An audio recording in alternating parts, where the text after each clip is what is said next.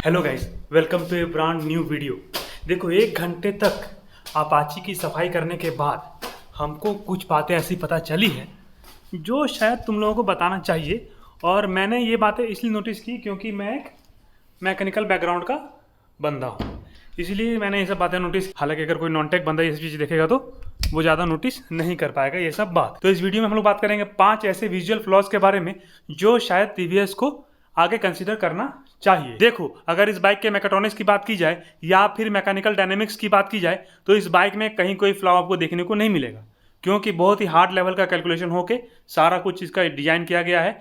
तो कहीं ना कहीं सब कुछ परफेक्ट यहाँ पे आपको देखने को मिलेगा। परफॉर्मेंस वाइज, आपको एक्सपीरियंस के वाइज सब कुछ बढ़िया देखने को मिलेगा। लेकिन बात अगर की जाए विजुअल पर्सपेक्टिव की, तो जितना ध्यान बाइक के डिजाइनर्स ने बाइक के इंटरनल मैकेनिज्म को डिजाइन करने में दिया, उससे बहुत ही कम ध्यान इन डिजाइनर्स ने बाइक के विजुअल अपीयरेंस के ऊपर दिया। तो सबसे पहला पॉइंट यहाँ पे ये है कि बाइक में भर भर के प्लास्टिक कंपोनेंट्स डाल दिए गए हैं बाइक के लुक को बढ़ाने के लिए, या फिर एरोडायनेमिक्स की बात की जाए तो उसको स्टेबलाइज करने के लिए, उसको परफेक्ट बनाने के लिए जगह जगह पे जहां तहां बिना मतलब का प्लास्टिक कंपोनेंट्स, फाइबर कंपोनेंट्स डाल दिए गए। हालांकि ये बाइक को खूबसूरत बनाते हैं देखने में, लेकिन इससे होता है हम लोग को 2 परेशानी।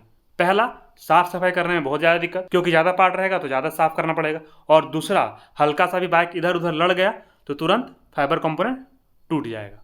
तो ये 2 प्रॉब्लम है बहुत ज़्यादा प्लास्टिक कंपोनेंट होने के वजह से। दूसरा, विजुअल अपीयरेंस में प्रॉब्लम ये है कि वेल्डिंग जॉइंट्स जो है वो सारे एकदम आपको इजीली आंखों से नोटिसेबल होंगे।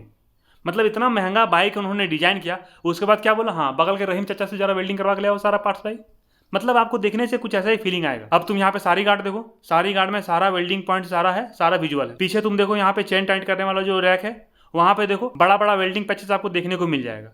हालांकि ये बहुत ही 5 मिनट का काम था कि हल्का सा वेल्डिंग किया, उसको हल्का सा ग्राइंडिंग कर दो, लेकिन उन्होंने इतना मेहनत करने की कोशिश नहीं किया। यहाँ तक कि जो आपका सिलेंडर आउटलेट से एग्जॉस्ट कनेक्ट हो रहा है वहां पर भी आप वेल्डिंग जॉइंट्स क्लियरली देख सकते। इससे क्या होता है ना कि बाइक के थोड़े विजुअल अपीयरेंस में फ्लॉज आपको देखने को मिलते हैं। दूर से देखो तो तुमको चमकता हुआ बाइक दिख रहा है, लेकिन हल्का सा अगर तुम नजर गड़ाओ तो तुमको जगह जगह वेल्डिंग पैचेस देखने को मिल जाएंगे।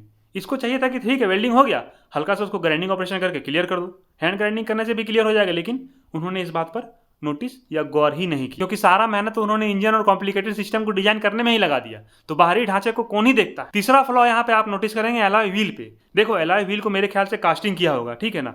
तो कास्टिंग करने के बाद हल्का सा उसको मशीनिंग प्रोसेस करके या फिर हल्का सा फिनिशिंग करके उसके सरफेस को फिनिश करना पड़ता है, लेकिन हमको नहीं लगता है कि इन्होंने सरफेस को फिनिशिंग करने के लिए कोई खास इंतजाम किया। सभी जगह में लाइनर का आपको मार्क दिख जाएगा। जगह जगह पे कास्टिंग पैटर्न का जो ज्वाइनिंग लाइन होता है वो सारा लाइन आपको आपके कास्टिंग में वैसे का वैसा ही विजिबल नजर आएगा। यहाँ पे टीवीएस को कास्टिंग ऑपरेशन के बाद हल्का सा सरफेस फिनिश पे भी ध्यान देना चाहिए। उन्होंने क्या किया ना, एलॉय व्हील को कास्टिंग करने के बाद थोड़े से पार्ट में टर्निंग तो कर दिया है, लेकिन उसके बाद उसको ऐसे ही छोड़ दिया। उनको यहाँ पे अनमशीन सर्फेसेस जो है उनके सरफेस फिनिश पर फोकस करना पड़ेगा। और 5वां फ्लॉ ये है कि बहुत सारे जो प्लास्टिक कंपोनेंट्स है ना बहुत ही ज्यादा लूजली फिटेड है, अगर आप हाथ से भी दबाएंगे तो वो दब जाते हैं। तो ये भी एक तरह से आप समझ लीजिए कि विजुअल अपीयरेंस में आपको थोड़ा सा दिक्कत दे सकता है, क्योंकि अगर आप हाथ से भी हल्का सा छुएंगे या फिर ज़्यादा जोर से दबाएंगे तो सारे प्लास्टिक पार्ट्स दबने लग जाते हैं। तो इसमें भी थोड़ा सा टीवीएस को फोकस करना चाहिए। हालांकि परफॉर्मेंस और एक्सपीरियंस के हिसाब से इसका कोई जवाब नहीं, क्योंकि इससे पहले हम 350cc का रॉयल इनफील्ड चलाए हुए हैं, तो हमको उस गाड़ी और इस गाड़ी में बहुत ज़्यादा डिफरेंसेस देखने को मिल रहा है। वाइब्रेशन बिल्कुल भी नहीं है,